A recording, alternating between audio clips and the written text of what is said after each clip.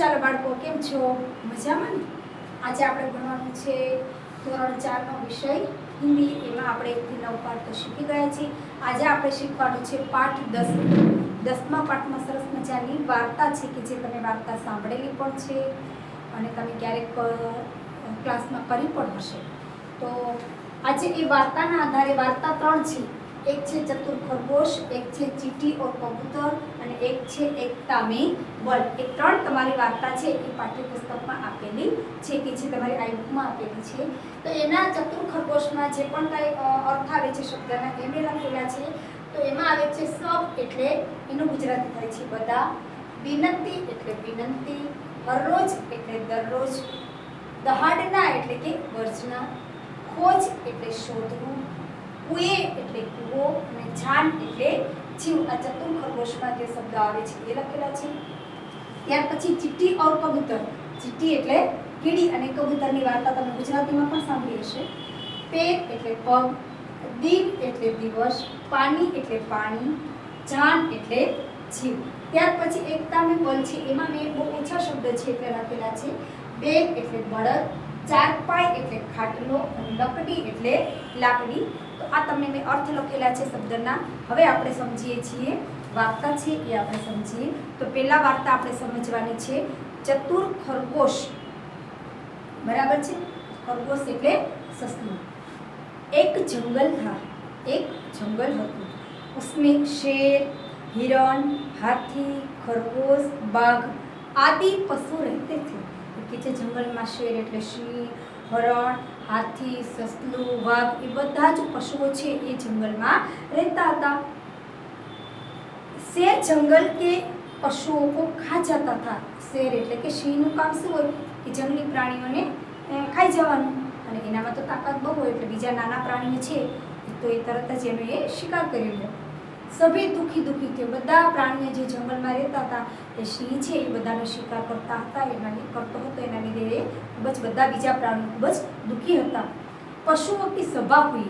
બધા જંગલના પશુઓ જે છે જંગલમાં રહેતા એ બધાની શું ભરાણી? એક સભા ભરાણી. फिर सब शेर के पास गए. બધા ભેગા મળી અને ક્યાં ગયા? બધા સિંહની પાસે ગયા. उन्होंने शेर से विनती की. બધાએ પ્રાણીઓ ભેગા મળી અને શેરને શું કરી? એને વિનંતી કરી. એને શું કહે છે શેરને, સિંહને? તો કહે છે બધા ભેગા મળીને કહે છે हर रोज एक जानवर आपके पास आएगा, उस आप ખાઈએગા. એ કહે છે હવે બધાએ એવું નક્કી કર્યું છે કે દરરોજ તમારે શિકાર કરવા જવાની જરૂર નથી. કે છે અમે દરરોજ એક એક પ્રાણી છે એ તમારી પાસે આવી જશે અને તમે એને ખાઈ જાજો. એ કહે છે અમે એવું બધા પ્રાણીઓ ભેગા મળી અને વિચાર્યું છે. શેર તો ખુશ હુઆ. સિંહ તો ખુશ થઈ ગયો. એને તો મજા પડી ગઈ. એને કહે છે મારે જંગલમાં જઈ અને મારે બીજા પ્રાણીનો શિકાર શોધવા માટે જવું પડે છે.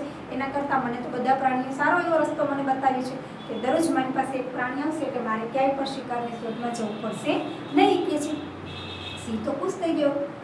એક દિન ખરગોશ કી બારી આવી. પછી બધા પ્રાણીઓની વારીમાં એક દિવસ છે એ સસલાનો વારો આવ્યો. વહ ચતુર था. એ ખૂબ જ હોશિયાર હતો. ઉસે સમય શેર બહુ ભૂખા था. એ જ દિવસે સિંહ છે એકદમ બહુ જ ખૂબ જ ભૂખ્યો હતો. ખરગોશ उसके पास पहुंचा. खरगोश છે એ તેની સસલું છે એ તેની પાસે પહોંચે છે.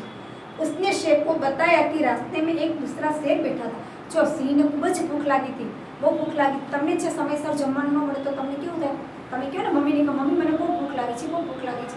એવી જ રીતે સસલો છે એ જાણી જોઈ અને એ મોડો ત્યાં પહોંચે છે. શું કામ મોડો પહોંચે છે?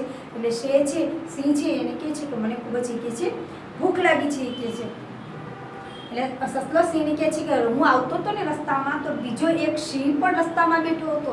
એને પણ એવું કીધું હતું કે મારે તને ખાઈ જવું છે. એ કહે છે તો હવે આગળ શું થાય છે? उसने मुझे कहा मैं तुम्हें खाऊं. કે છે ઓલો સિંહ છે એ મને પૂછે છે હું તને ખાઈ જાવ. કે છે यह सुनकर शेर दहाड़ा. चल मुझे दिखा. કે છે આ સાંભળી અને જેની પાસે જાય છે ને સસલું જેની પાસે જાય છે ને એ સિંહ છે એ ખૂબ જ એકદમ ગુસ્સે થાય છે, ગર્જના કરે છે. એ કે ક્યાં છે બીજો એવો મારા જેવો બીજો સિંહ ક્યાં છે? એ કે છે એકદમ એ ગુસ્સે થઈ અને ગર્જના કરે છે. ચલ મુझे दिखा. ચાલ એ કે છે મને બતાવી. કે છે दोनों निकल पड़े दूसरे सिंह की खोज में. બંને જણા સિંહ અને સસલું બંને જણા ક્યાં જાય છે? ખોજમાં એટલે કે શોધવા માટે થઈ, બીજા સિંહને શોધવા માટે થઈ અને જાય છે, પણ હકીકતમાં સસલું શું કરે છે, ચાલાક છે.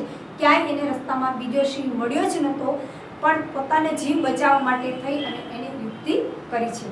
ખરગોશ એક કુએ કે પાસ લઈ ગયા. સસલું એને ક્યાં લઈ જાય છે? એક કૂવો હોય છે, કૂવામાં પાણી ભરેલું હોય છે, એની પાસે લઈ જાય છે. શેરને પાણી મેં દેખા. જો તમે છે પાણી જે ભરેલું હોય અને તમે તમારું મોઢું નીચે નમાવો અને જુઓ તો તમારું ફેસ તમને તમારું પ્રતિબિંબ છે એ તમને પાણીમાં દેખાશે. એટલે સિંહ છે કૂવામાં પાણી ભરેલું છે, જેવું આપણે ડોકું કાઢીને જોઈએ છે તો પોતાનું જ પડછાયો, પોતાનું જ પ્રતિબિંબ છે એ એને કૂવામાં દેખાય છે. એટલે સિંહને તો બહુ એટલું બધું બુદ્ધિ ન પહોંચાડી, એને એમ જ થયું કે હા, આ કૂવામાં તો મારા જેવો બીજો સિંહ બેઠો છે એ કહે છે. પાણી મેં ઉસે अपनी परछाई देखी. પાણીમાં એને શું જોયું? પોતાનું પ્રતિબિંબ જોયું, પોતાનો એને પડછાયો જોયો. उसे दूसरा शेर समझकर शेर पानी में कूदा और पानी में डूबकर मर गया. એને એમ થયું આ તો મારા જેવો જે બીજો સિંહ છે એના માટે એને બીજો સિંહ સમજી અને પાણીમાં કૂદી પડે છે, પણ પાણીમાં કૂદે છે એવો એ પાણીમાં ડૂબી અને મરી જાય છે. चतुर खरगोश बच गया.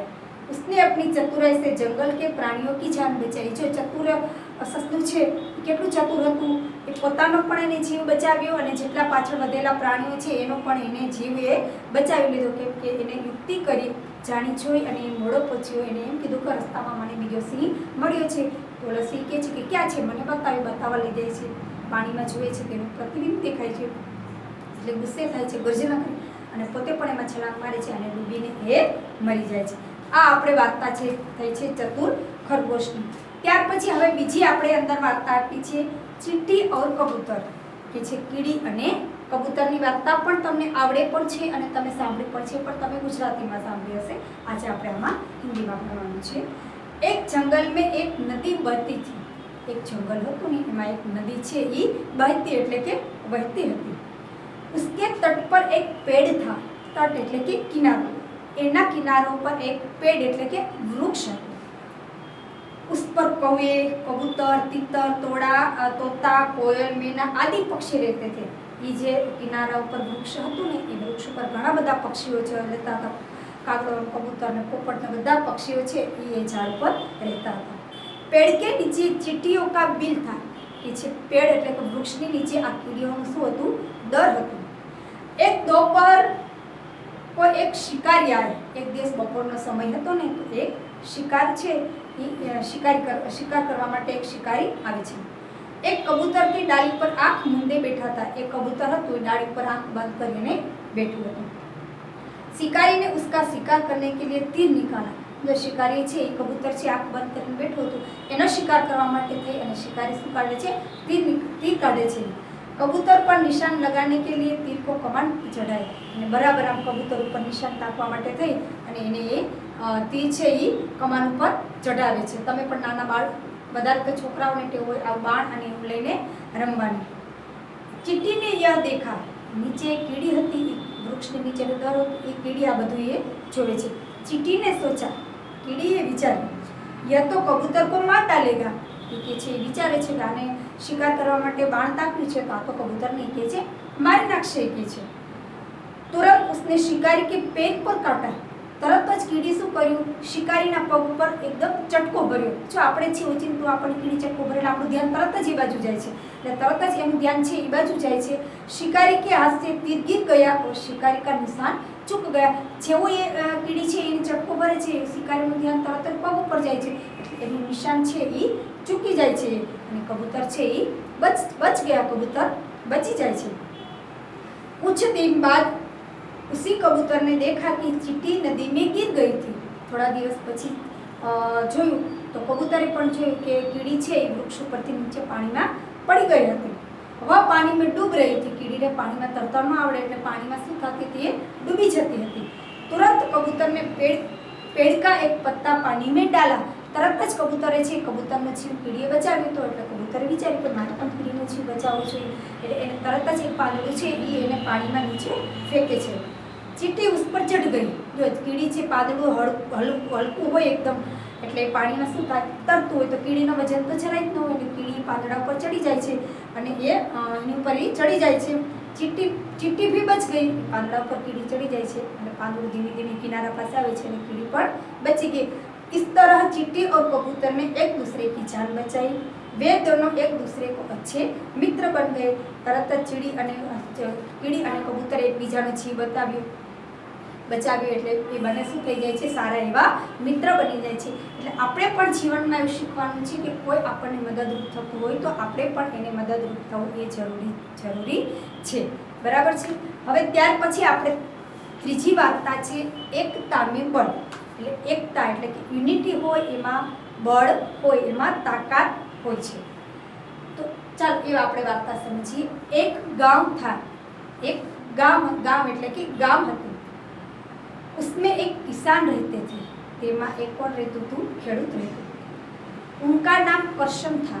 એનું નામ શું હતું? કરશન હતું। उनकी खेती अच्छी थी। તેની ખેતી હતી, ખેતી કરતો તે ખેતી એની સારી હતી। उसके पास हल, बैल, गाड़ी सभी कुछ था।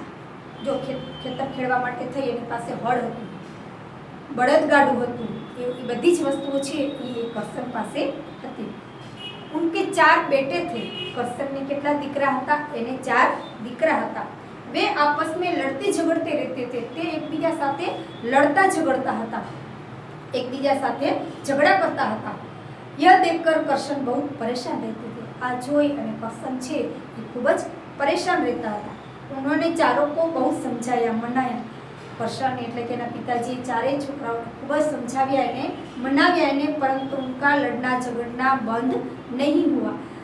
पिताजी એને ખૂબ જ સમજાવ્યો પણ એનું લડવા ઝઘડવાનું છે એ બંધ થયું નહીં। एक बार करशन बीमार हो गया और उन्होंने 4 पाय पकड़ी।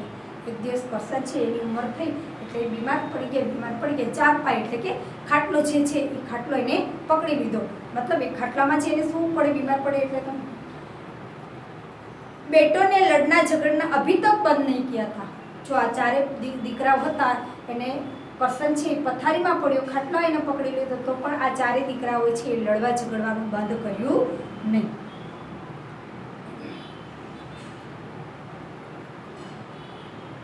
उन्होंने समझाने के लिए चतुर किसान एक तरकीब ढूंढ निकाली। એને સમજાવવા માટે થઈ અને આ ખેડૂતે છે તરકીબ એટલે કે યુક્તિ એક એને શોધી કાઢી। ઢૂંઢ નિકાલી એટલે કે શોધી કાઢી।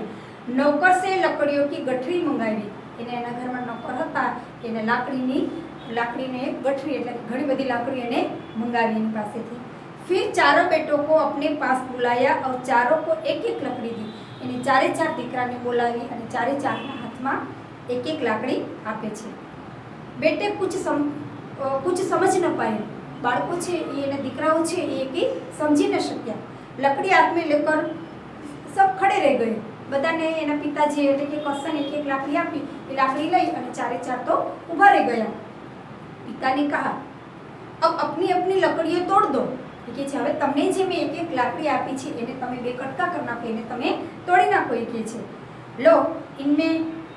लो इसमें कौन सी बड़ी बात है। દીકરાઓ તો એ વિચાર્યું કે હવે આમાં કઈ મોટી વાત છે કે છે લાકડીને તો હમણાં આમ કરશું એટલે તરત જ છે કે 2 કટકા થઈ જશે એના।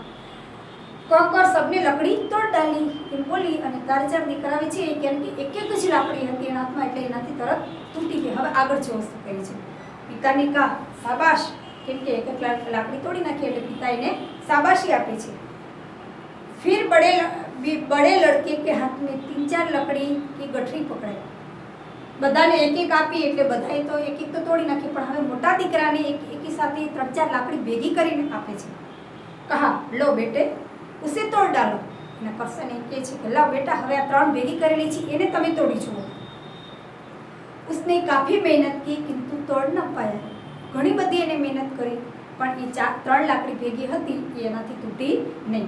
फिर दूसरे बेटे को तोड़ने को कहा। वળી બીજા નંબરના દીકરાને એને તોડવા માટે કહ્યું, किंतु वह भी तोड़ नहीं पाया, तो ये पर तोड़ी न शक्यो। इस तरह चारों ने कोशिश की, कोई तोड़ नहीं सका। एवी ज रीते 4 દીકરાએ कोशिश करी पर भेगी लाकड़ी हती ए तोड़ी शक्या नहीं। बेटे पिता की बात समझ गया। पिताजी छे बेटे पिता की बात समझ गया। દીકરાઓ છે એ એના પિતાજીની વાત समझी गया। सबने पिता को पेट पकड़कर कमर कस ली। अब वो भी आपस में लड़ने नहीं मिलजुल कर रहेगी के छे ચારેય દીકરા સમજી ગયા અને એના પિતાજીનો પગ પકડી અને કહે છે કે હવે અમે ચારેય દીકરાઓ છે એ હળીમળીને રહેશું, ઝઘડશું નહીં। यह सुनकर पिता बहुत खुश हुए क्योंकि चारे बेटे एकता के बल को समझ गए थे।